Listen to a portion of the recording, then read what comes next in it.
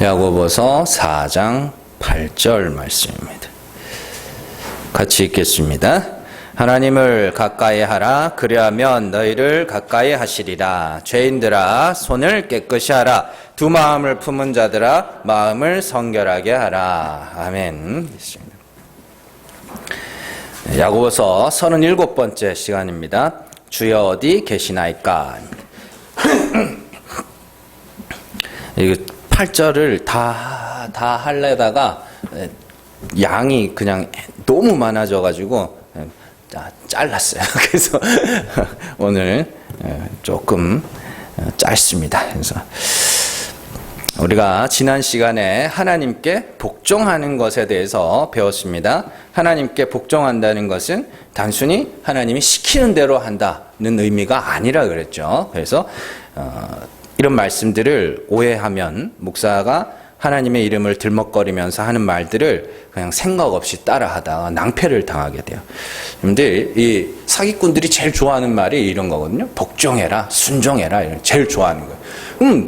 아니 여러분들이 정말로 하나님이 여러분들에게 나타나셔서 이거 해라 그러면 그때는 하세요.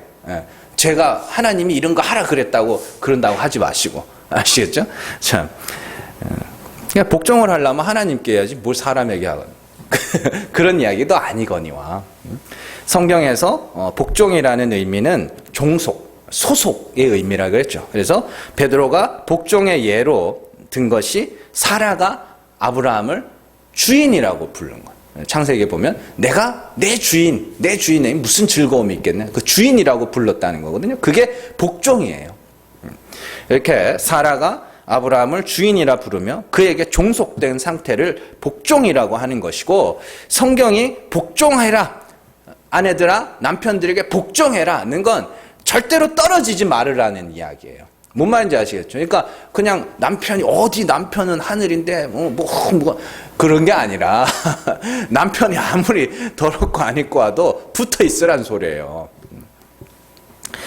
율법이라는 첫 남편에 대하여 죽고 죽은 자 가운데서 살아나신 이에게로 시집간 신부들이 그리스도라는 남편, 그 첫 남편을 떠나 어떻게 해요? 율법의 남편을 찾아가려 하는 것을 간음이라고 하고, 그 간음한 여인들에게 복종해라, 그리스도께서 나타내신 죽은 자를 살리신 하나님을 절대로 떠나지 말아라, 율법으로 떠나면 안 된다, 그 이야기를 하는 거예요.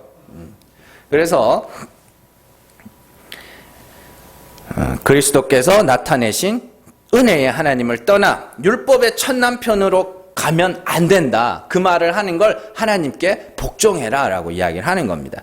그렇게 우리가 참 하나님을 알고 그 하나님과 올바른 관계를 맺고 살아가는 것이 오해된 하나님, 뭐라 그랬어요? 마귀라 그랬죠. 그래서 그것이 마귀를 대적하는 것이며, 진리를 확실히 붙들고 마음에 정함이 있어 확정되어 하나님, 그렇지, 하나님은 그런 분이지라고 마음에 확정이 되면 여러분들 안에서 마귀는 어떻게 해요? 피한다, 이렇게 되는데 사라진다, 오해된 하나님이 떠나간다, 이런 의미예요.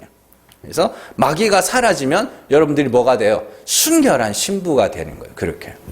그러니까 이런 것들 그냥 상상해서 그런 거겠지, 그게 아니라 성경이 정확하게 설명을 하고 있기 때문에 그걸 여러분들이 알아가셔야 되는 거란 말입니다. 여러분들, 진짜가 뭔지를 아는 사람들은 가짜를 보면 이거 아닌데 저거 아닌데 이 소리밖에 못해요. 예를 들어서 우리나라에 원두커피라는 것이 들어온 지가 그렇게 오래되지 않았습니다. 그래서 그 전까지는 병에 넣어서 파는 그 인스턴트 커피 있죠. 알커피라고 부르는 거.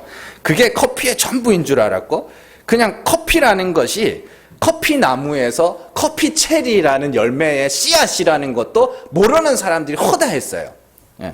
그래서 그런 시대에 누군가가 외국에 나갔다가 와가지고 진짜 커피를 보고 온 거예요. 맛보고 온 거예요, 거기서.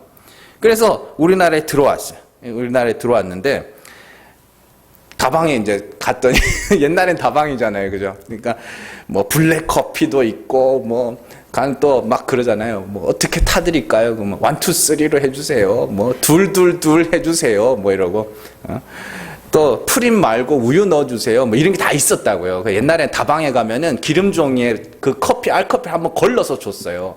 그래가지고 기름 뺀 건강한 커피라고 뭐 그러고 그랬는데, 그런 거를 진짜 커피를 맛본 사람들이 그걸 먹으면서 뭐라고 그러겠어요? 여기 이 다방에 가봐도 이건 아닌데 여기 가봐도 이건 아닌데 이것도 아닌데 이것도 아닌데 그러면 배합을 잘못했나? 그거 아니라고. 그러면 이쁜 아가씨가 안 타줘서 그러나? 그것도 아니라고. 그러면 이제 사람들이 계속 그런 소리를 듣다 보면 이제 질문을 해요. 그러면 도대체 뭐냐? 그러면 진짜는 뭔데? 맨날 아니라만 하지 말고 그럼 진짜가 뭔지를 말해줘봐라. 근데 생전 커피라는 걸, 진짜 커피라는 걸 맛본 적이 없는 사람들에게 그 진짜 커피라는 걸 말로 해준다고 알아먹어요? 못 알아먹지? 그렇잖아요. 그냥 말해줘도 모른다고 그럴 수밖에 없는 거죠. 진리를 안다라는 것은 그런 거예요. 하나님이 그리스도의 얼굴에 있는 하나님의 영광을 아는 빛을 각 사람의 마음에 비춰주시잖아요. 그래서 그걸 진리를 받았다라고 이야기를 하죠. 그렇게 참 하나님이 어떠한 분인지를 알고 이제 그 하나님과 올바른 관계를 맺고 살아가는 성도들에게 있어서 그 엉뚱한 하나님을 전하는 자들이 있어요. 그리고 그 엉뚱한 하나님을 따르는 자들이 또 있다고요. 그들과 이렇게 신앙에 대한 그런 이야기를 하다 보면 계속 그거 아닌데? 그거 아닌데? 하나님 그런 분 아닌데? 여러분들 그런 경험들이 있으실걸요? 그거 아닌데? 그거 아닌데? 계속 그것만 해요. 그러면 뭐냐고. 그래, 주저리 설명을 해줘도 어떻게 되냐면 못 알아들어요. 그런 거예요. 그래서 진리를 알게 된 성도들이 굉장히 기쁜 순간이 언제냐면 그걸 아는 사람들을 만나는 거거든요. 나와 같은 말을 가진 사람. 그래서 고린도전서 사도 바울이 말한 게 그거잖아요. 같은 말을 가져야 된다. 같은 하나님, 한 하나님으로 알고 있는 그 사람들을 만날 때가 기쁜 거예요. 왜냐하면 말이 통하니까. 말이 안 통하면 어떻게 좋아요, 안 좋아요? 말이 안 통하면 미치는 거예요. 언어가 안 통해도 미치는 거지만 같은 언어를 쓰더라도 이 도통 말이 안 통하면 돌아버리는 거예요, 정말로.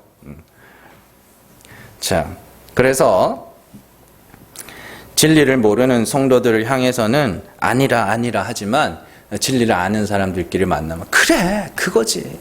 이렇게 되는 거예요. 그래서 성도들은 그 같은 말을 가진 성도들과 함께 예배하는 이 순간들을 여러분들이 조금 사모하셔야 돼요.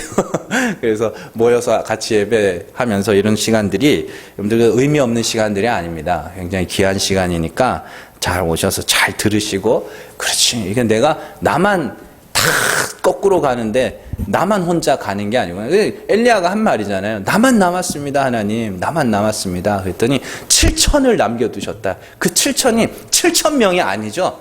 은혜로 택하심을 입은 자, 그걸 7천이라 그러잖아요. 택하심을 받은 자들이 어딘가에는 있을 거야. 그렇게 이야기를 하는 겁니다. 자, 오늘은 간음한 여인들이 간음에서 벗어나는 그 두 번째 방법에 대해서 살펴보겠습니다. 지난 시간에는 하나님께 복종하는 것이 간음에서 벗어나는 첫 번째 방법이었고, 오늘은 두 번째 방법입니다. 야고보가 말하는 간음에서 벗어나는 두 번째 방법은 하나님을 가까이 하라는 것이죠. 하나님을 가까이 해라. 그러면은 하나님을 가까이 하려면 어떻게 해요? 하나님 어디 있는지를 알아야 될 거 아닙니까? 하나님 어디 있는데요? 예? 어디 있는지 알면 가까이 가지. 그런 거죠. 그래서 오늘 설교 제목이 주여 어디 계시니까요. 어디 있습니까? 가까이 좀 가보게. 자, 그리고 우리가 하나님을 가까이 하면 하나님이 우리를 가까이 하실 것이다. 이렇게 이야기를 하고 있어요. 그런데 한글 성경만 읽으면 우리가 하나님을 가까이 하는 것이 조건이고, 하나님이 우리를 가까이 하는 것이 결과처럼 보입니다. 우리가 하나님을 가까이 하면 하나님이 우리를 가까이 할 거야. 이렇게 돼 있어요. 그러면 제가 한번 물어볼게요. 우리가 하나님을 가까이 하면 하나님이 우리를 가까이 하신다는데, 그러면 우리가 하나님을 멀리 하면 하나님이 우리를 멀리 하셔요? 예? 아니, 여러분들이 하나님을 찾은 거예요? 아니잖아요. 이 문장은 사실 인과관계로 이어진 것이 아니라 평행 관계로 이제 이어져 있어요. 이 문장을 직역하면 하나님을 가까이 하라. 그리고 그는 너희를 가까이 하실 것이다예요. 그러니까 따로따로 이렇게 돼 있는 거거든요. 그래서 이런 말씀들은 단순히 조건과 결과가 아니라 그냥 필연적 결과 이렇게 보는 게 맞아요. 하나님이 너희를 가까이 하실 것이기 때문에 너희는 하나님을 가까이 하게 될 거야. 이런 의미로 봐야 되는 겁니다.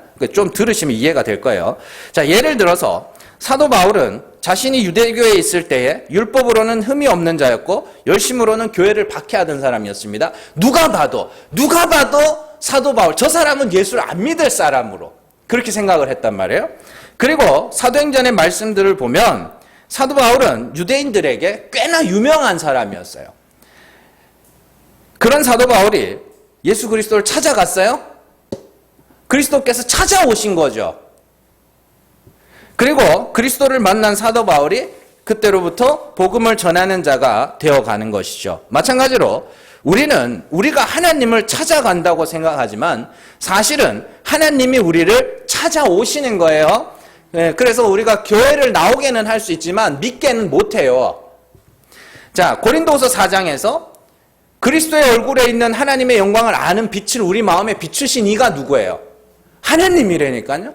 그죠? 어두운데 빛이 있으라 말씀하신 하나님이 그리스도의 얼굴에 있는 하나님의 영광을 아는 빛을 우리 마음에 비추셨다. 누가 비추신 거예요? 하나님이 비추신 거예요. 그걸 하나님이 우리를 찾아왔다라고 이야기를 하는 겁니다. 하나님이 빛을 우리 마음에 비추셨어요. 그게 하나님이 우리를 찾아왔다. 이렇게 이야기하는 겁니다. 그 빛을 받은 자들은 이제 빛의 인도를 받게 되는 것이죠. 그 똑같은 이야기를 사도 바울은 로마서에서 어떻게 설명하는가 한번 볼게요. 로마서 8장 11절 같이 읽겠습니다. 예수를 죽은 자 가운데서 살리신 이의 영이 너희 안에 거하시면 그리스도 예수를 죽은 자 가운데서 살리신 이가 너희 안에 거하시는 그의 영으로 말미암아 너희 죽을 몸도 살리시리라. 아멘. 자, 고린도후서 4장에서 그리스도의 얼굴에 있는 하나님의 영광을 아는 빛 대신에 예수를 죽은 자 가운데서 살리신 이의 영이에요. 같은 거예요, 두 개가. 영이 사용되고 있어요. 그 영을 성령이라 하는데 우리가 잘 아는 바와 같이 성령은 우리가 얻으려고 한다고 얻을 수 있는 것이 아니라 하나님이 심어주시는 거예요. 자, 곧 하나님이 성령을 우리에게 부으신다는 것이고 그것을 하나님이 우리를 찾아왔다라고 이야기를 하는 겁니다. 그래서 갈라디아서에서 우리가 찾아봤죠. 너희가 아들임으로 아들의 영을 부으셨다고 이렇게 이야기하잖아요. 자, 이런 내용들을 알고 오늘 말씀을 잘 보시면 단순히 이것이 조건과 결과가 아니라 하나님이 우리를 가까이 하셔서 반드시 하나님과 가까이 만들겠다는 그런 언약의 개념으로 이해를 해야 되는 겁니다. 그래서 이 말씀은 하나님을 가까이 하라는 단순 명령으로 읽기보다는 하나님이 너희를 하나님과 가까운 사람으로 만들 때 그렇게 하나님이 먼저 그 일을 행하실 때 너희가 그렇게 되라라는 의미예요. 다 설명을 해드릴게요. 성령이 오셔서 하시는 일이 뭐예요? 두 개로 요약할 수 있죠. 하나는 죄를 폭로하는 거죠. 죄를 폭로하는 거. 그리고 하나는 뭐예요? 인간의 의를 폐기하는 거예요. 그래서 우리가 뭐 찬양도 했습니다만 의에 줄이고 목이 마른다는 건 내가 의롭고 싶어 죽겠어요가 아니라 내게는 의가 없어서 나의 인간의 의가 없어서 하나님에게 구하는 거예요. 그 의를 구하는 거. 그걸 의에 줄이고 목마르다고 이야기를 하는 거고 그걸 마음이 상하다. 심령이 상했다라고 이야기를 하는 거죠. 그러니까 성령이 그걸 하는 거예요. 그러니까 성령이 오셔서 죄를 폭로하실 때에 너희는 그 죄를 뭐요? 자백하라는 것이고 성령이 오셔서 우리의 의를 폐기하실 때 사도 바울이 말했죠. 내게 유익하던 것을 배설물처럼 여겼다. 성령이 그걸 그 안에서 하신 거라니까요. 진리의 말씀이. 네가 하나님 앞에 자랑으로 갖고 있는 그것이 정말 하나님이 받으실 만한 것이냐? 자세히 한번 살펴봐. 그때 아니네요. 그게 폐기하는 거예요. 그래서 여러분들 그 집안 청소할 때 애들 방에 이렇게 가보면은 쓰레기통이야 아주. 근데 버리려고 그러면 버리지 말래. 그거를 뭐가 그렇게 소중한지 그렇게 뻗팅기지 말란 소리예요. 하나님 가까이 하라. 이건 하나님이 너희를 가까이 하셔서 죄를 드러내고 인간의 의를 폐기할 때 그걸 어떻게 해요? 그냥 죄를 드러낼 때 자백하라는 거고 의를 폐기할 때 그걸 버리라는 이야기입니다. 네. 그래서 하나님은 낮은 자를 높이시는 분이라서 이 역사 속에서 우리를 죄인 중에 괴수로 낮추시는 분인데 그때 버티지 말고 낮아져 가면서 그냥 하나님의 높이심을 바라라 이런 말이에요. 그게 하나님을 가까이 하는 겁니다. 그렇다면 이제 중요한 것은 하나님을 가까이 한다는 것이 정확하게 무슨 의미인지를 우리가 알아야 되죠. 하나님을 가까이 한다는 것은 그냥 하나님과 올바른 관계, 하나님과 화목하게 되는 것, 그게 하나님을 가까이 하는 겁니다. 그래서 하나님과 화목하기 위해서는 우리가 먼저 알아야 할 것은 하나님이 어떠한 분인가 하는 것이죠. 그게 하나님이 어디에 있는가죠. 하나님이 어떠한 분인가, 그게 하나님이 어디에 있는가예요. 자, 이에 대해서 우리는 몇 시간 배우고 확인하고 있습니다. 하나님은 죽은 자를 살리시며 없는 것을 있는 것으로 부르시는 이시며 약할 때 강함이 되시며 어리석은 자의 지혜가 되시는 분이죠. 이걸 한마디로 요약하면 은혜잖아요. 그죠? 그러면 우리가 하나님과 가까이 하기 위해서, 다른 말로 하나님과 화목하기 위해서는 하나님이 죽은 자를 살리시는 이니까 하나님이 살리셔야 할 뭐요? 죽은 자가 되는 거고, 하나님이 약할 때 강함이 되시는 분이니까 하나님이 강함이 되어주실 약한 자가 되는 거고, 그게 하나님을 가까이 하는 거라니까요. 하나님이 새로이 창조하셔야 할 없음으로 내려가는 것이 하나님을 가깝게 하는 거예요. 너무 쉬운 거예요. 그러니까 이런 것들은. 로마서 5장 10절에서 11절 같이 읽습니다. 곧 우리가 원수 되었을 때에 그의 아들의 죽으심으로 말미암아 하나님과 화목하게 되었은즉 화목하게 된 자로서는 더욱 그의 살아나심으로 말미암아 구원을 받을 것이니라. 그뿐 아니라 이제 우리로 화목하게 하신 주 예수 그리스도로 말미암아 하나님 안에서 또한 즐거워하느니라. 아멘. 자, 잘 보시면 우리가 하나님과 원수였다 그래요. 근데 그리스도의 죽으심으로 말미암아 하나님과 화목하게 됐다 그래요. 왜요? 예수께서 죽으셨는데 왜 원수였던 우리가 하나님 그리스도께서 하나님과 우리 사이에 갈라졌던 그 다리가 되셔서 이게 그러니까 그런 사형리적인 그런 초등은 아니고 좀 초보적인 단계는 이제 벗어나셔야 돼요. 그리스도께서 죽으셨잖아요. 그게 왜 그리스도께서 죽으신 게 왜 내가 하나님과 화목하게 되는 원인이 되냐고. 그리스도께서 죽으셨잖아요. 그래서 하나님이 죽은 자 가운데서 그리스도를 살려내셨잖아요. 그래서 우리가 하나님이 그런 분인 걸 알았잖아요. 그래서 이제 어떻게 해요? 내가 그리스도와 같이 죽으면 그게 하나님과 원수였던 내가 어떻게 하나님과 화목이 돼버리는 거란 말입니다. 그러니까 여러분들이 그리스도를 통하여 그 하나님을 알지 못하면 그리스도는 여러분들과 아무 상관이 없다니까요. 예수님이 죽은 자 가운데서 살아나셨어요. 그래서 예수님이 그걸 나타내신 거, 하나님이 이런 분이야를 나타내신 거라니까요. 그래서 이제 저렇게 죽어야 사는 거구나.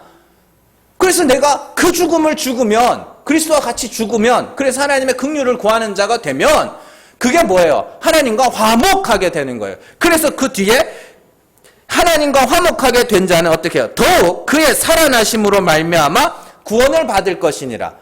그렇잖아요. 그게 그 이야기라니까요. 자, 인간은요 원래 육을 따라 자기 행위로 영생에 이르기 위해서 살아갑니다. 그래서 인간들이 그렇게도 정의로운 인간들은 하나도 없는데도 그렇게도 정의, 공정 그러고 사는 거예요. 왜냐? 내가 의로워야 되니까. 내가 영생에 이르러야 되니까. 그래서 제가 자주 말씀드리죠. 에발산, 그리심산. 에발산, 그리심산 축복의 산, 에발산은 저주의 산 이러면서 다 우리가 그리심산으로 올라갑시다. 올라가지도 못할 산들을 이렇게 올라가겠다고. 하나님이 어디냐? 에발산 꼭대기에서 기다리고 계세요. 에발산 꼭대기 하나님 뭐 하셨는데요? 에? 에발산 꼭대기에 사람의 손으로 정으로 쪼지 않은 제단을 그건 뭐냐면 사람이 쌓지 않은 제단이라는 걸 상징하는 거예요. 사람이 손으로 돌을 다듬지 않았다는 건 하나님이 쌓으신 것을 상징하는 겁니다. 거기서 화목 제물을 놓고 하나님이 기다리고 계신다니까. 에발산 꼭대기에서 근데 아무도 안 갈라 그래요, 거기를. 전부 그리심산 올라가자. 계속 그러고 있는데 에발산 꼭대기에서 기다리고 계신 거예요. 그 위에 세워진 그 화목제물, 그 화목제사, 그게 뭐야? 그리스도라니까, 예수의 십자가? 근데 그리심산만 너무 좋아요.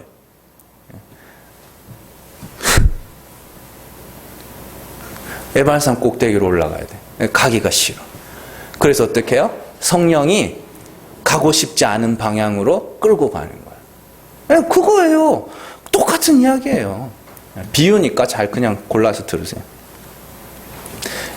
그러니까 하나님이 에발산 꼭대기에 화목제를 드릴 준비를 해놓고 계시고 거기 기다리고 계신데 아무도 안 그래서 어떻게 해요? 택하신 자들에게 성령, 약속, 언약 묶어서 데리고 가는 거예요. 그리로.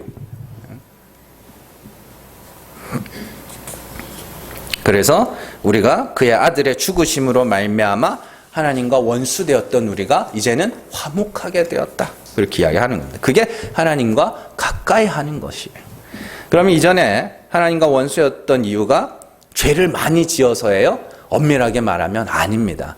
하나님을 몰라서 그 긍휼을 구하지 않았기 때문이에요.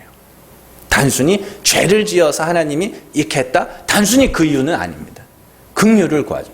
자, 천국에 누가복음 16장에서 지옥에 간 부자가 나사로를 보내어서 내 형제들을 뭐하게 해달라 그래요? 회개하게 해달라 그래요. 회개하게. 쟤네들 죄 안 짓게 해주세요가 아니라 내 형제들 회개하게 해주세요. 하나님, 자기 스스로 영생에 이르게 하는 그 방향으로 살아가는 내 형제들을 돌려서 하나님의 긍휼을 구하는 자가 되게 해주세요. 그 회개케 하더라 그러니까요. 그게 하나님을 가까이 하는 겁니다. 그래서 야고보가 율법의 세상과 벗되는 것이 하나님과 원수되는 것이며 그것이 간음이며, 그래서 그 간음에서 벗어나기 위해서 너희는 반드시 하나님을 가까이 해야 된다. 그렇게 이야기를 하는 것입니다. 그런데 문제는 누구도 죽고 싶어 하지 않는다는 데 있습니다. 그 죽음이거든요. 그래서 하나님께서 친히 우리를 가까이 하셔서 하나님과 화목의 자리로 우리를 먼저 끌고 가시는 거예요. 그러니까 끌고 갈 때 끌려가려는 이야기예요. 그게 하나님을 가까이 하라는. 그것을 성경이 성령의 인도하심, 성령의 도우심 이렇게 이야기를 해요. 갈라디아서 5장 16절에서 18절 말씀입니다. 같이 읽습니다. 내가 이르노니 너희는 성령을 따라 행하라. 그리하면 육체의 욕심을 이루지 아니하리라. 육체의 소욕은 성령을 거스르고 성령은 육체를 거스르나니 이 둘이 서로 대적함으로 너희가 원하는 것을 하지 못하게 하려 함이니라. 너희가 만일 성령의 인도하시는 바가 되면 율법 아래에 있지 아니하리라. 아멘. 성령을 따라 행하면 육체의 욕심을 이루지 않을 것이다. 육체의 욕심이 뭔데요? 돈을 많이 가져야지. 그게 육체의 욕심이에요? 나쁜 거예요, 그게? 다 그러고 살잖아요. 안 그래요? 그게 아니에요. 단순히 그 이야기가 아닙니다. 욕심이라는 게 인간의 욕심, 탐심, 이게 뭐냐면 내가 영생에 이르러야지. 내가 내 손을 들어 생명나무 열매를 따먹고 영생에 이르러야지. 바벨론, 뭐예요? 우리 힘으로 하늘에 올라 우리 이름을 내자. 그게 욕심이라니까요. 그래서 사도 바울이 와서 하나님은 은혜의 하나님이시며 그리스도의 죽으심과 부활이 그것을 증명했다고 말을 해주니까 갈라디아 성도들이 성령으로 시작했다 그러죠. 하나님이 그런 분이구나. 오케이. 그러면 우리가 죽으면 사는 거네. 알게 됐다 그래요. 그런데 말씀드렸지만 재미가 없는 거예요, 그게. 그래서 누가 거짓 선생들이 들어와가지고 할례 받아. 율법 지켜. 그랬더니 그래. 이거라도 해야지. 그 육체의 욕심이라니까요, 그게. 그래서 육체의 욕심, 성령의 인도하심을 따르면 육체의 욕심을 이루지 않을 거라 해놓고 18절에서 뭐라 그래요? 만일 성령의 인도하시는 바가 되면 율법 아래에 있지 아니하리라. 이렇게 돼요. 그러면 성령의 인도하시면 우리를 어디로 끌고 간다는 소리예요? 긍휼의 자리로 끌고 간다는 소리고, 육체의 소욕, 그건 뭐예요? 율법 아래에서 내 힘으로 영생에 이르러야지 이 방향으로 끌고 가는 거예요. 그래서 육체의 소욕과 성령의 인도하심의 방향이 서로 반대 방향으로 가고 있다는 뜻입니다. 그래서 우리가 처음에 살펴본 것과 같이 단순히 하나님을 가까이 하라 명령이 아니라 하나님이 성령을 통하여 너희를 끌고 가시는 방향이 있을 텐데 너희는 육체의 소욕을 따르지 말고 그 방향으로 끌려가라는 이야기예요. 자, 로마서 8장 3절에서 4절 같이 읽습니다. 율법이 육신으로 말미암아 연약하여 할 수 없는 그것을 하나님은 하시나니 곧 죄로 말미암아 자기 아들을 죄 있는 육신의 모양으로 보내어 육신의 죄를 정하사 육신을 따르지 않고 그 영을 따라 행하는 우리에게 율법의 요구가 이루어지게 하려 하심이니라. 아멘. 이 참 번역이 정말 이상하게 돼 있는데 제가 하나하나 차근차근 설명을 해드릴게요. 자, 먼저 4절을 보시면 율법이 우리에게 뭔가 요구하는 게 있다 그래요. 4절 말씀 마지막에 육신을 따르지 않고 그 영을 따라 행하는 우리에게 율법의 요구가 이루어지게 하려면 이렇게 돼 있죠. 그러니까 율법이 뭔가 우리에게 요구하는 게 있대요. 그죠? 그래서 그런데 3절에서 육신이 연약하여서 그 율법의 요구를 이루어낼 수가 없다 이렇게 이야기를 합니다. 그래서 하나님이 율법의 요구를 이루도록 하기 위해서 하신 일이 그 아들을 죄 있는 육신의 모양으로 보내셔서 십자가에 죽이심으로 율법의 요구를 이루셨다 이렇게 이야기를 해요. 뭔 말인지 아시겠죠? 그러면은 한번 보세요. 예수 그리스도의 십자가가 율법의 요구를 이루는 것이면 결국 율법의 요구라는 것은 다 지키라는 이야기가 아니라 그 율법에 대하여 뭐 하는 거예요? 저주받아 죽어라는 소리입니다. 그게 율법의 요구를 이루는 거예요. 율법의 요구를 다 이루는 건 너희가 그 율법으로 죄를 알고 그 죄로 뭐요? 죽으라는 소리예요. 자, 선악과 따먹을 때 선악과 따먹으면 어떻게 될 거라 그래요? 하나님이. 정령 죽으리라. 그럼 뭐 하면 돼요? 죽으면 돼요. 근데 죽기를 싫어해요. 사람들이. 율법의 요구는 결국 그겁니다. 율법의 요구는 나 하나님 아니네요. 나 죄인이네요.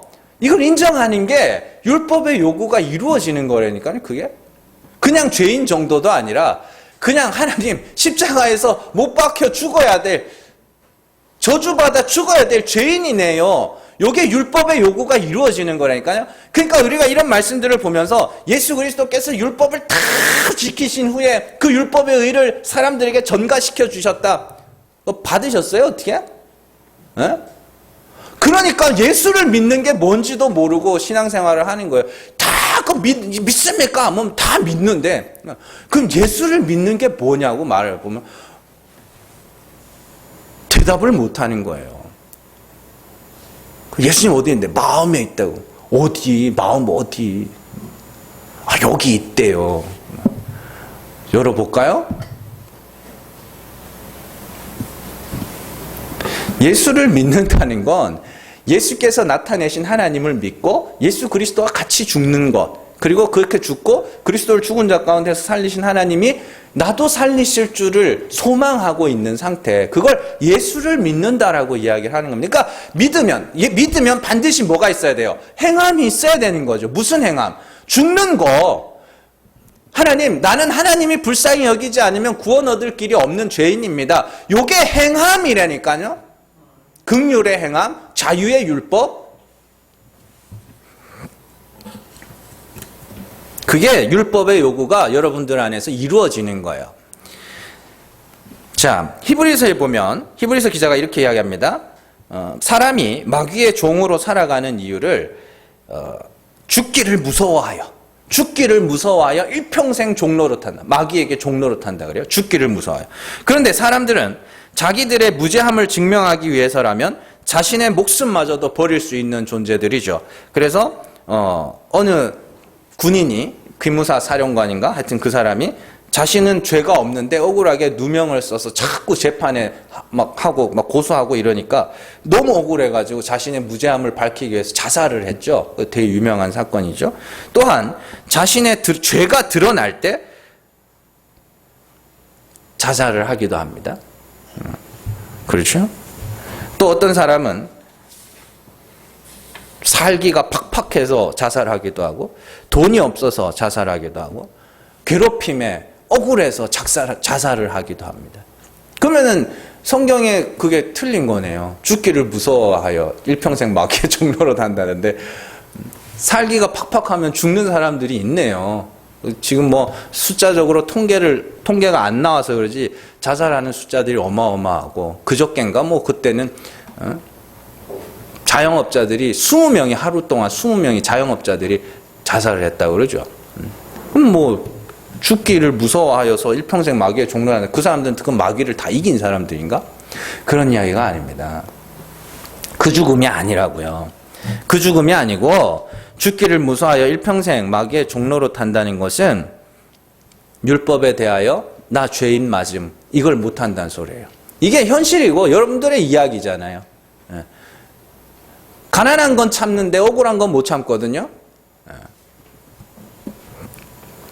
히브리서 기자가 말하는 죽음이라는 것은 인간의 호흡이 끊어지는 죽음이 아니라 자신의 죄를 통하여 자기 행위로는 의에 이를 수 없음을 인정하고 온전히 하나님의 긍휼만을 구하는 그 상태, 그걸 죽음이라고 이야기합니다.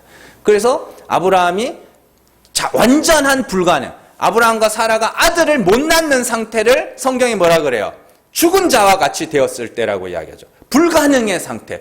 내가 완전한 불가능을 인정했을 때, 그래서 하나님의 은혜만을 온전히 바라고 있는 그 상태를 죽음이라고 이야기를 합니다. 그 죽음을 아무도 못 죽는다는 소리예요.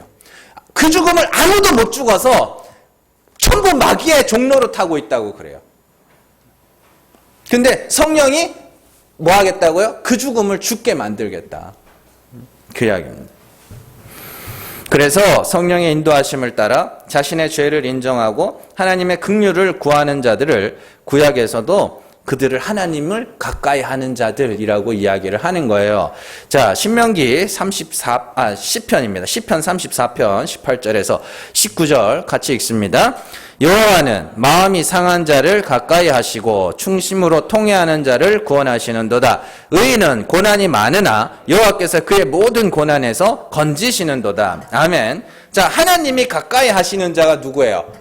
마음이 상한 자, 그리고 마음이 상했다는 건 그 뒤에 충심으로 통회하는 거. 그게 뭐예요? 그게 하나님을 가까이 하는 거예요. 그래서 오늘 말씀과 잘 비교해 보세요. 하나님을 가까이 하라. 그래야 하면 하나님이 너희를 가까이 하시래. 이렇게 돼 있죠. 그런데 시편 34편을 그대로 대입을 해보면 하나님 여호와는 마음이 상한 자를 가까이 하신다. 그럼 우리가 하나님을 가까이 한다는 건 뭐예요? 내 마음이 상하는 거 아닙니까? 충심으로 통회하는 거. 그게 하나님을 가까이 하는 거라니까요. 긍휼을 구하는 상태, 나의 불가능함을 인정하고 하나님의 긍휼하심을 온전히 바라고 있는 그 상태, 그게 내가 하나님을 가까이 하는 거예요. 그리고 그 상태를 뭐라고 하냐면 고난이라고 그래요. 그래서 19절에 의인은 고난이 많으나 여호와께서 그의 모든 고난에서 건지시는도다. 마음이 상하는 게 고난이라니까요. 나 죄인 맞음, 그게 고난이라니까요. 이렇게 말로만 들을 때는 달다 그랬습니다. 겪어가면 쓰다 그래요. 그건 몸속 겪기 시작하면 쓴 거예요. 그게 고난이에요. 그래서 의인은 고난이 왜 많아요? 자주 말씀드리죠. 이 땅에서 하나하나 없어져가고 사라져가고 헤어지고 깨지고 하는 건 다 겪는 일이에요. 다. 그냥 어떤 사람은 빨리 겪을 뿐이고 어떤 사람은 늦게 겪을 뿐이에요. 모든 게 다 헤어지고 모든 게 다 끊어지고 모든 게 다 폐하여질 겁니다. 다 없어질 거예요. 그리고 마지막에 죽음으로 끝날 겁니다. 다 없어질 거예요. 그러니까 있을 때 잘하라 그러는 거예요. 가족들도, 형제들도, 부부들도 언젠가는 헤어질 거거든요. 그런데 그런 것 없어져 가는 거, 돈 잃고 건강 잃고 사람 잃고 하는 건 다 겪는 거예요. 다. 근데 그 모든 이들이 겪는 그 고난에다가 성도는 하나 더 얹어지는 거예요. 뭐요? 마음이 상하는 그 고난을 하나 더 얹어지는 거예요. 그래서 의인은 고난이 많다라고 이야기를 하는 겁니다. 자, 시편 145편 18절에서 20절 같이 읽습니다. 여호와께서는 자기에게 간구하는 모든 자, 곧 진실하게 간구하는 모든 자에게 가까이 하시는도다. 그는 자기를 경외하는 자들의 소원을 이루시며 또 그들의 부르짖음을 들으사 구원하시리로다. 여호와께서 자기를 사랑하는 자들은 다 보호하시고 악인들은 다 멸하시리로다. 아멘. 여기 다 야고보서에 나온 말들입니다. 하나님을 사랑하는 것이 뭐냐? 하나님을 부르짖는 자, 하나님께 간절히 구하는 자, 간절히 구한다, 부르짖는다. 이건 뭐냐면 내가 죽은 자임을 알고 하나님의 다시 살리심을 소망하는 것을 부르짖는다, 간절히 구한다, 이렇게 이야기하는 거죠. 여러분들이 실제로도, 그러니까 이 땅에서도 정말로 하나님 앞에 언제 제일 간절해요? 내 힘으로 할 수 있는 게 아무것도 없을 때 정말로 하나님 앞에 나와서 제일 간절하게 기도하지 않습니까? 어거지로 간절하게 기도하세요 해가지고 억지로 간절하게 기도하는 거 말고, 간절하지도 않으면서 뭐 간절한 척하고, 왜 그러나 몰라. 안 간절하면 기도 조금 하다 일어나서 같이 해요. 그냥 괜찮아요. 그런 거 말고 정말로 아무도 안 시켰어. 누구 안 시켰는데 기도할 때 있잖아요. 그때 언제예요? 내 힘으로 할 수 있는 게 아무것도 없을 때. 그게 모형이라니까요, 하나의. 구원에 있어서 반드시 여러분들은 그걸 경험을 하셔야 돼요. 아니, 수시로 그렇게 가야 돼요. 이런 말씀들을 갖고 사도 바울이 로마서에서 주의 이름을 부르짖는 자는 구원을 얻으리라, 이렇게 이야기하는 겁니다. 그 부르짖음. 그게 마음이 상한 것이. 자, 성령이 임하면 성령은 우리를 상한 심령으로 하나님을 부르짖는 자로 인도해 갑니다. 우리의 죄와 허물과 부끄러운 수치를 드러내시고 우리의 육체의 자랑들의 허망함을 드러내시며 인간의 의의 무가치함을 드러내세요. 그래서 풀이 마르고 꽃이 시들어요. 그리고 뭐만 남아요? 말씀. 그 말씀은 뭔데요? 하나님이잖아요. 말씀이 하나님. 어떤 하나님? 은혜의 하나님. 그것만 남아요. 그래야 돼요. 그래야 맞다니까요. 그래서 우리가 스스로를 미워하게 만들고 자신의 가증한 행위를 기억하며 탄식하게 만듭니다. 에스겔 36장에 다 나오는 말씀이죠. 그리고 그 자리에서 하나님의 은혜를 기억하고 하나님의 긍휼하심을 구하도록 만드는 것이 성령이, 진리가, 말씀이 우리 안에서 하시는 일이에요. 그게 하나님이 우리를 가까이 하도록 하기 위해서 하나님이 우리에게 하시는 일이에요. 성령의 인도하심이라는 것은 우리의 어떤 삶의 방식이나 행동 양식을 이끌어가는 것이 아니라 더 근본적인 인도예요. 더 근본적인. 정말로 하나님의 은혜만 바라는 자, 여호와를 사랑하는 자, 하나님 없으면 안 돼요. 그래서 여호와를 복종하게 만드는 자, 그게 성령, 진리의 말씀이 여러분들 안에서 역사하는 거예요. 하나님 나라의 능력이라고 얘기해요. 우리 금요 기도회 때 배웠죠? 뭐 안 나오신 분들이 태반입니다만은 그 설교 올라가 있는 거 다 들으셔요. 거기 보면 나와요. 하나님 나라는 말에 있지 않고 능력에 있다고 그럽니다. 그 능력이 뭔데요? 손에서 불 나가고 장풍 나가는 이런 능력이 아니라 사도 바울이 겪은, 고린도 교회는 너희는 배부르며 풍족하여 아무것도 부족한 것이 없다 하지만 우리는 이상하게 신앙생활을 하면 할수록 줄이고 목마르며 헐벗고 정처가 없구나. 그게 능력이라고요. 어떤 이들은 예수를 믿고 신앙생활을 하면 할수록 하나님 앞에 자랑할 것, 내세울 것이 많아. 날마다 더 당당해져 가요. 근데 성령의 능력, 하나님 나라의 통치의 능력이 임하면 하나님만 바라게 돼요. 하나님 아니면 난 아무것도 아닙니다. 은혜 아니면 정말로 난 아무것도 아닙니다. 그 자리로 가게 된다고요. 그래서 육체는 점점 내가 어른이 되려고 그러고, 부모 앞에서 어른이 되려고 그러고, 성령은 우리를 부모 앞에서 뭐요? 아기로 만들어가는 거예요.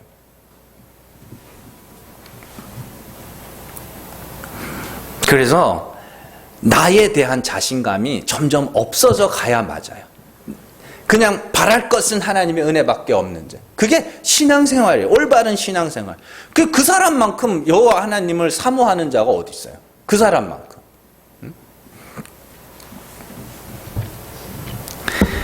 그게 하나님을 가까이 하는 거예요. 하나님이 그 자리로 우리를 끌고 가시는, 에발산 꼭대기에 서셔서 그리심산으로 올라가는 이들을 하나하나 잡아다가 에발산 꼭대기로 끌고 가시는 거예요. 그러면 끌려가는 자들은 안 가려고 여길 왜 가냐고, 재수없게, 에발산 저주의 산인데 재수없게 왜 가냐고. 근데 하나님 끝끝내 그 앞에 세우셔서, 야, 여기다가 내가 지금 화목제사 드리고 있잖아. 내 아들 갖고 화목제사 드리고 있잖아. 일로 와. 거기서 비로소 하나님을 만나는 거예요. 자, 우리는 내 앞에 있는 사람이 스스로를 얼마나 나타내는가에 따라서 그들을 대하는 나의 태도가 달라집니다. 한쪽이 자신의 치부와 자신의 비밀들을 하나하나 이렇게 오픈해감에 따라 아주 자연스럽게 나도 내 비밀과 내 부끄러운 모습들 하나하나 이렇게 오픈해가는 그런 모습들을 쉽게 볼 수 있습니다. 그래서 인간관계를 원만하게 하는 사람들 대부분은 장점이든 단점이든 간에 자기에 대하여 말하는 것을 그렇게 주저하지 않아요. 그래서 여러분들 부부간의 대화도 그렇게 이루어져야 됩니다. 나를 이야기를 해줘야 돼요. 나는 어떻고 나는 어떻고 이렇게. 그럼 잘 듣고 너는 그런 사람이구나. 그럼 나는 이런 사람이야 이렇게. 그런데 거기서 한 발짝 더 들어가면요. 자신에 대하여 말한다는 것, 내 비밀에 대하여 말한다는 것은 뭐냐면 너의 비밀을 내가 들을 준비가 돼 있다는 뜻이에요. 그러니까 이게 제가 복잡하게 설명을 드리지만 상대방에게서 어떤 비밀 이야기를 듣고 싶으면 뭐 하면 돼요? 내 비밀을 하나 까주면 되거든요. 그러면 상대방도 그 값으로 어떻게 해요? 비밀을 하나 까준다고 이렇게. 그러면 몰래 듣고 싶은 말이 있으면 가가지고 사실 나도 이래 이렇게 이야기하면 그러면 그래 사실 나도 그래 이렇게 되는 거거든요.